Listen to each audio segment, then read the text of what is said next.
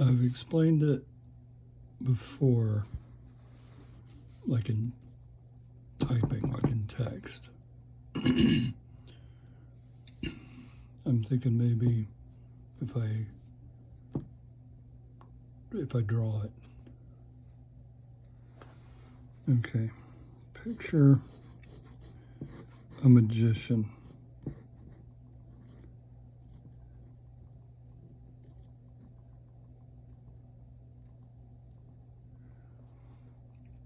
And here's a coffin. Matter of fact, an illusionist, not a magician, an illusionist that does illusions. And here's a coffin.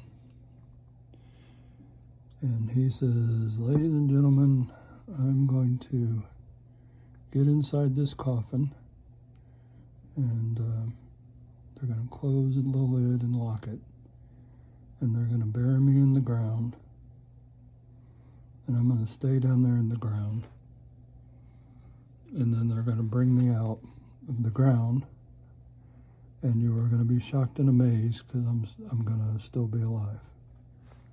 It's the buried alive thing. They've been doing it for thousands of years.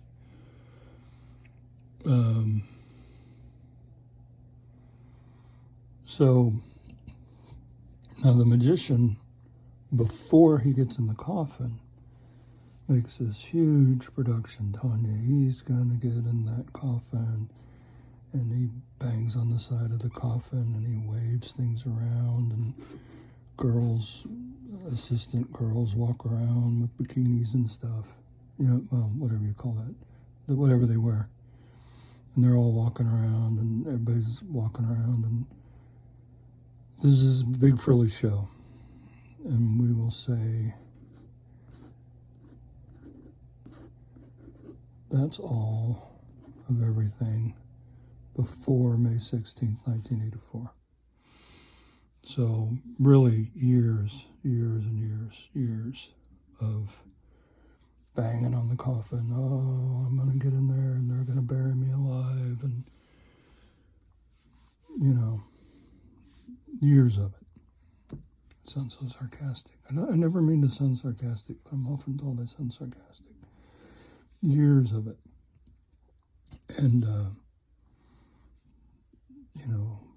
behold, and just all the stuff that guys like him say, behold, I will mesmerize you, and all that. and then I don't want to redraw everything, so basically he climbs into the coffin,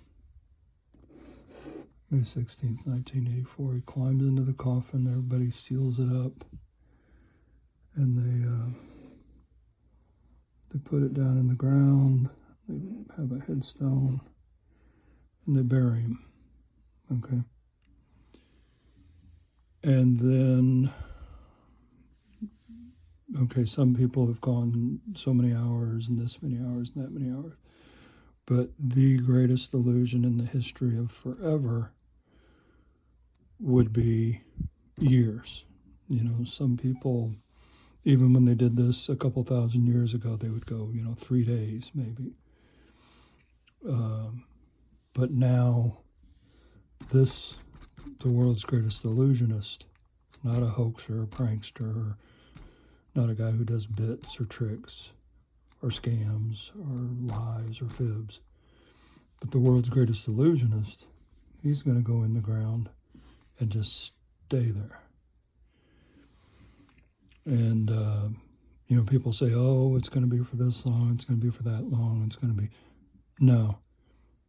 Once again, I sound sarcastic. No, it's going to be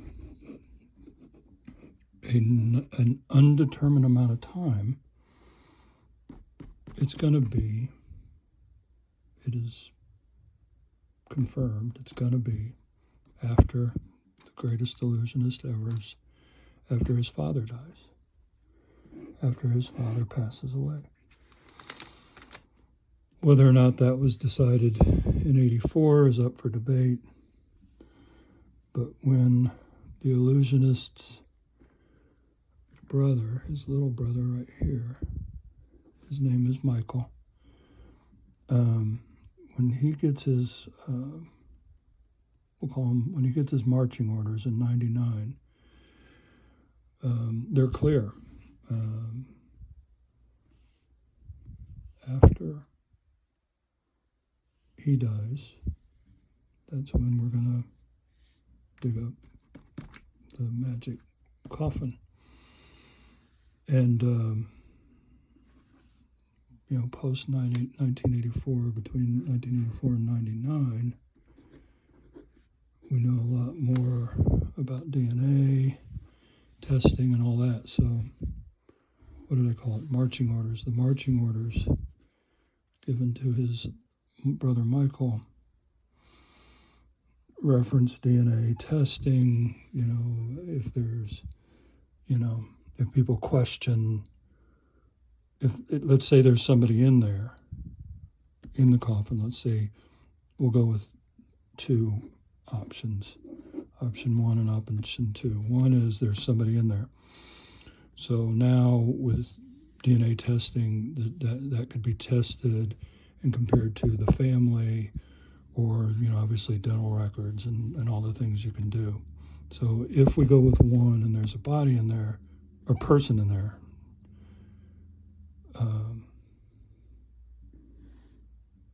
you do the testing. If it's empty, you don't need to do any testing. Okay. I've kind of lost track of where I'm going, how far along I've gotten, and I kind of think I got ahead of myself because he hasn't even opened the box yet.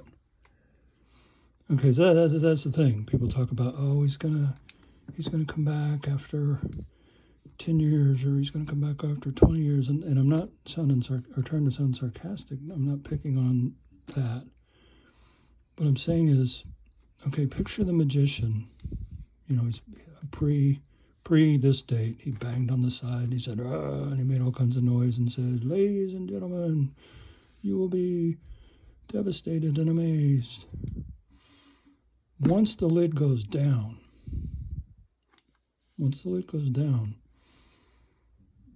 until that ta-da moment when they open the coffin to show that he was buried alive for all those years, until that ta-da moment, picture the magician. He doesn't peek out from the side of the stage.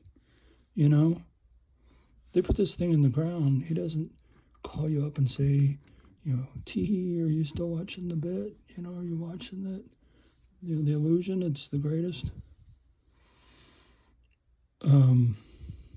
No, it's dead silent. When he goes in the ground, it's dead silent. And that's hard, it seems to be that's hard for people to understand.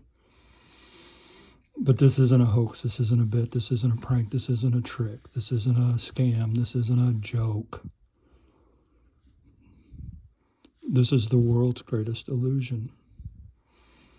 And after he's made all the noise before this date, banged on the side, they've closed the lid, they've put it in the ground. Silence. Now, he dies. The directives given to him. They dig it up. They open it up. Ta-da! That's called the reveal. I'm sure you know that. Not to sound sarcastic. I think I just sounded sarcastic right then. That's called the reveal. That's the illusion has now been revealed. And when that opens, you either get one, somebody's in there. It's not him, let's say his assistant. The magician, one assistant comes out, she's probably wearing a bikini or something, and she comes out and she opens the lid, and up stands an assistant. It wasn't the illusionist, it was an assistant. And they test her DNA and stuff to make sure it's not him. And and it's not. Or option 2, they open it up and there's nobody in there. The thing is empty. It was 6 feet under the ground and it was empty. Or it was 6 feet under the ground and his assistant was in there. But the greatest illusionist is nowhere to be found. So you got to follow that. He made all this noise. He climbed in. They closed the lid. Years later, they dug it up. They open it up. And it's either his assistant, dead or alive, probably dead, or there's nothing in there. Either way, the world is speechless because he was buried alive.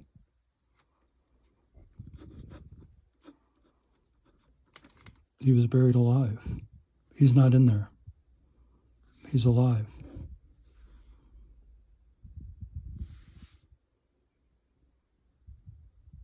Okay? So picture you're sitting there in the audience, Penn and Teller. Let's say Penn and Teller just did this. Penn got in, 30 some odd, 25, 30 some odd years go by. They dig it up from 6 feet under. They open it up, and Teller gets out. Or nothing's in there. Penn has left the stage.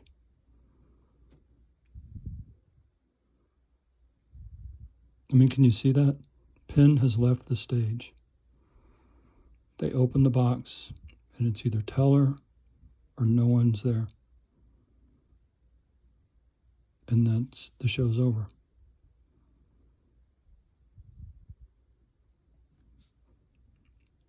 Penn doesn't walk out and say, "Thank you, good night, I wasn't in the box." They open the box, and the show's over.